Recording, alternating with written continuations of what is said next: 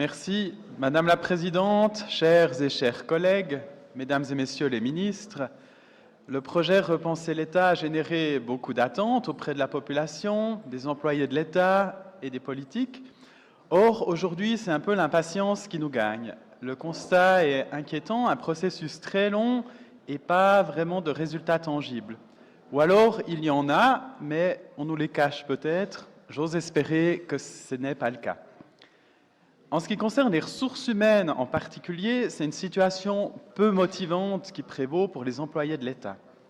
Depuis l'abrogation du statut de fonctionnaire au début du siècle, pas grand-chose n'a été entrepris dans ce domaine. L'État jurassien devrait enfin songer à se doter d'une politique de ressources humaines plus ambitieuse et attractive, par exemple en donnant davantage d'autonomie aux services, en encourageant activement le partage de postes, le travail à temps partiel et le recours au télétravail. Ce genre de mesures permettrait à l'État de montrer l'exemple en favorisant la conciliation de la vie familiale et professionnelle et donc l'égalité.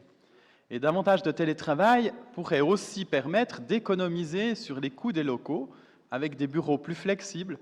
Le canton de Vaud l'a fait à titre pilote avec la Direction générale du territoire et du logement, où les collaboratrices et les collaborateurs n'ont, depuis 2 ans, plus de bureaux attitrés, mais des locaux de travail partagés et une pratique accrue et établie du télétravail, à la plus grande satisfaction de toutes les parties.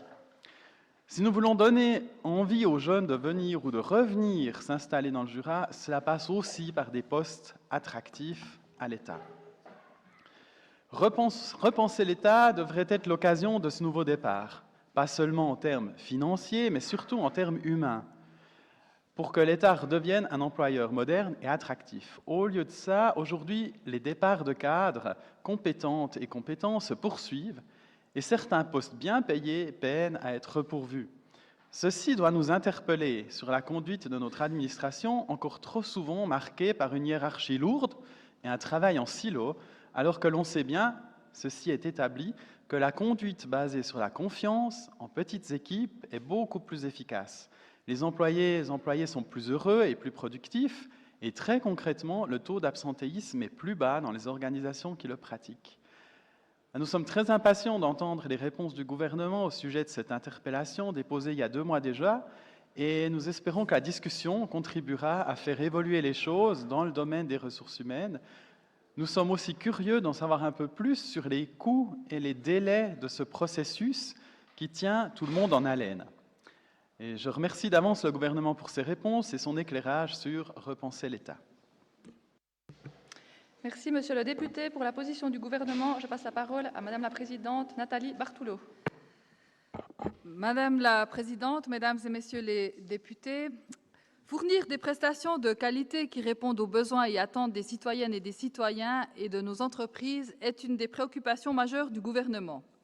Mais ces besoins et attentes changent et évoluent avec le temps. Digitalisation croissante, nouvelles formes de travail, crise sanitaire, changement climatique, pression financière et j'en passe. C'est pour répondre à ces nouveaux défis que le gouvernement a lancé le processus Repenser l'État fin 2018. Celui-ci vise à changer la culture au sein de l'administration cantonale vers davantage de transversalité et de collaboration. C'est en effet de cette manière que l'État relèvera les défis qui se présentent à lui. Fin avril, j'ai eu le plaisir de présenter à la Commission de gestion et des finances l'état d'avancement du projet. L'interpellation 964 me donne l'occasion de le faire aujourd'hui aussi en plénière. Au moment du lancement du processus, le gouvernement avait choisi de mener les réflexions dans un premier temps en interne, c'est-à-dire au sein de groupes de travail composés de collaboratrices et de collaborateurs de l'administration. Cette manière de faire nous avait semblé et nous semble toujours opportune et efficiente. Malheureusement, cette orientation s'est révélée compliquée à mettre en œuvre en raison de la pandémie. En effet, l'administration a dû consacrer beaucoup de ressources pour gérer la crise et force est de constater qu'aujourd'hui, rien n'est encore véritablement terminé. Ainsi, nous avons dû suspendre les travaux pendant pratiquement toute l'année dernière. Nous avons donc pris, inutile de le dire, beaucoup de retard dans le développement de ce projet. Malgré ce fait, le gouvernement a fait en début d'année un bilan de l'état d'avancement de celui-ci. Il a décidé ainsi de soumettre les propositions des groupes de travail concernant les structures, les processus et les prestations à des experts externes pour vérifier leur pertinence et leur faisabilité. Dans leur rapport rendu fin mai et présenté au gouvernement début juin, les experts ont confirmé l'importance et le bien-fondé de la réforme proposée, ou envisagée plutôt. Ils ont salué son caractère innovant et ambitieux. Ils ont formulé des recommandations quant à la priorisation des mesures à mettre en place et des points de vigilance à prendre en compte.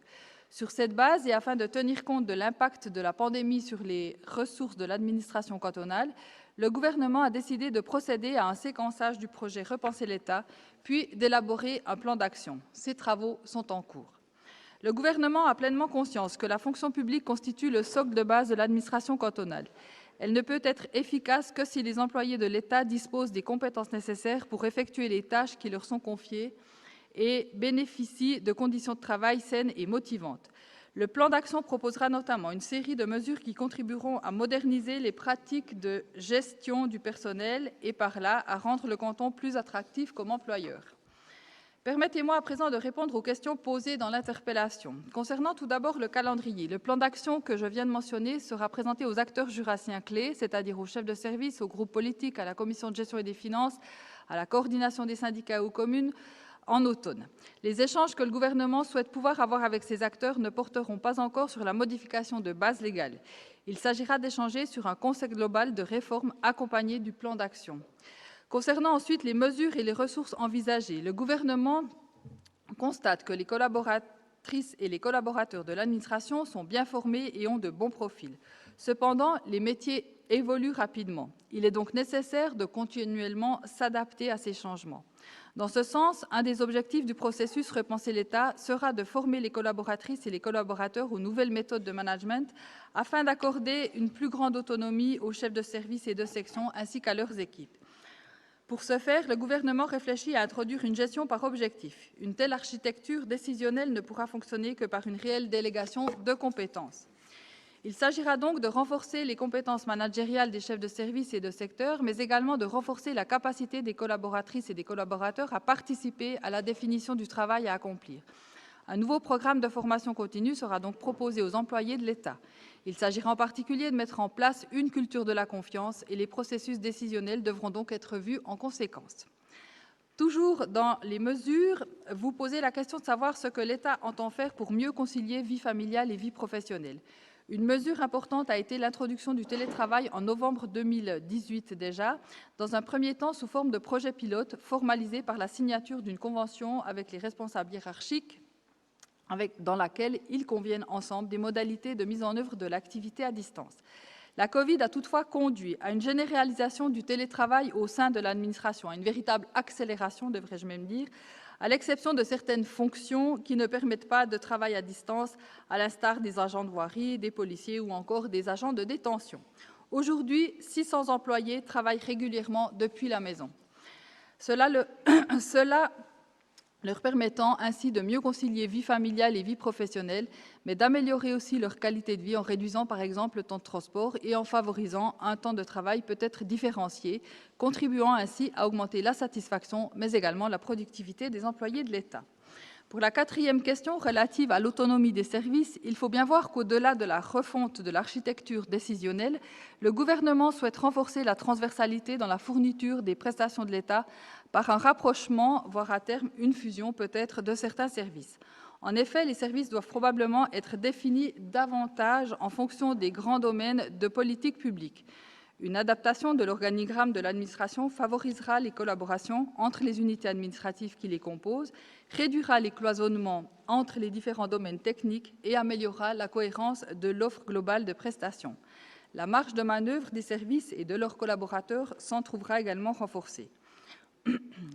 Concernant à présent les coûts engagés pour ce projet et en introduction, le gouvernement avait choisi de mener les réflexions dans un premier temps en interne.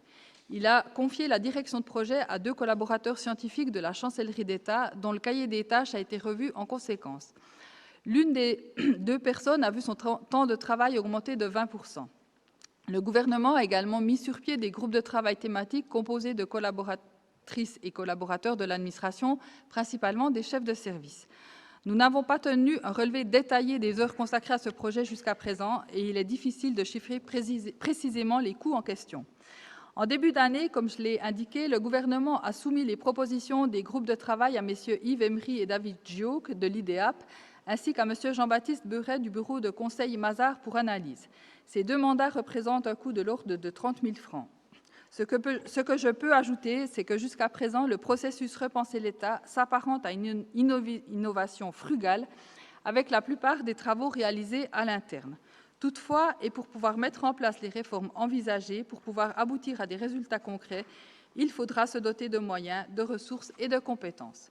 Enfin, quant à la question de savoir ce que tire le gouvernement entre les coûts engendrés et les bénéfices obtenus ou attendus, et malgré la difficulté à mettre en œuvre ce projet, le gouvernement considère le choix de mener les réflexions dans un premier temps en interne était pertinent. Les collaboratrices et les collaborateurs de l'administration connaissent parfaitement bien le fonctionnement de l'État et sont tout à fait à même de formuler des propositions d'amélioration. La Covid nous a fait perdre, il est vrai, beaucoup de temps, mais cette crise n'était pas prévisible au moment du lancement du processus Repenser l'État. Malgré ce retard, et au moment où je m'adresse à vous, un plan d'action concret pour la mise en œuvre de Repenser l'État est en cours d'élaboration.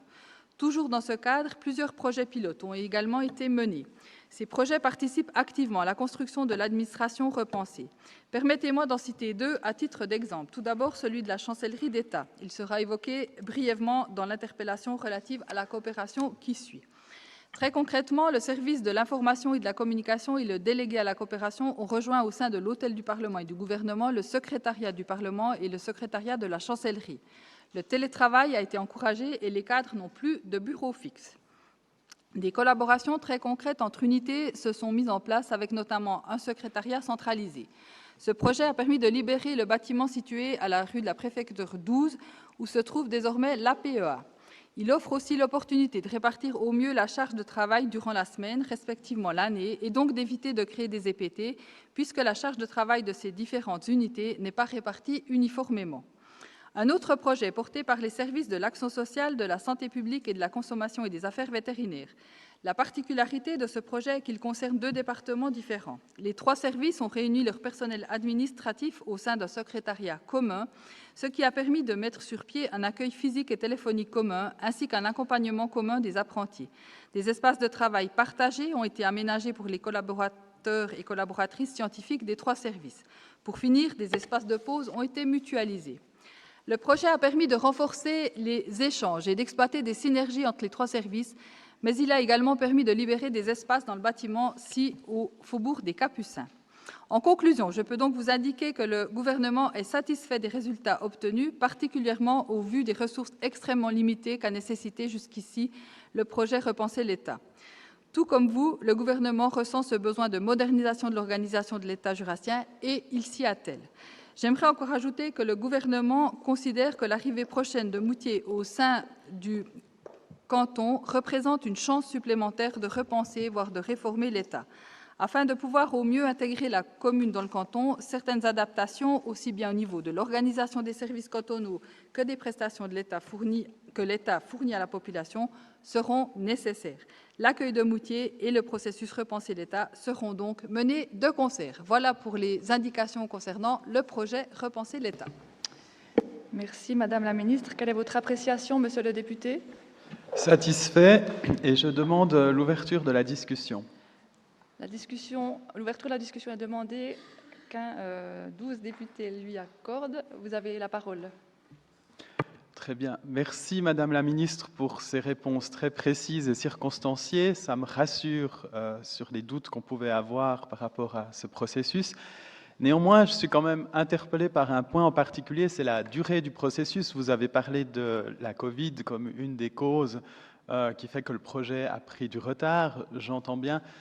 Mais c'est vrai qu'on peut trouver aussi des solutions pour faire participer et activer un peu les démarches en procédant aussi en ligne, même si c'est bien sûr pas aussi efficace que de se réunir en présentiel. Et quand on voit la situation aussi au niveau financier de l'État, on sent qu'il y a vraiment des attentes aussi derrière ce projet Repenser l'État. Moi, j'ai accentué ma demande, mon interpellation sur l'aspect ressources humaines, mais il y a d'autres dimensions aussi qui sont liées à ça.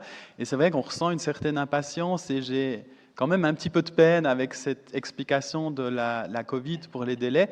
Et maintenant, la question, est-ce qu'on pourrait accélérer encore les démarches ou peut-être se doter de ressources supplémentaires? Parce que vous avez parlé effectivement d'un 0,2 EPT, si j'ai bien compris, à la chancellerie. Est-ce que c'est suffisant pour mener ça ou est-ce qu'on ne devrait pas maintenant peut-être mettre un peu le turbo, si je peux me permettre l'expression, pour vraiment arriver à des résultats rapidement? Voilà, ça c'est encore une question que j'aurais. Et puis, je ne sais pas s'il y a d'autres réactions, mais en tout cas, je pense qu'il y a vraiment des attentes importantes là derrière et ça devrait, à mon avis, devenir vraiment une priorité du gouvernement.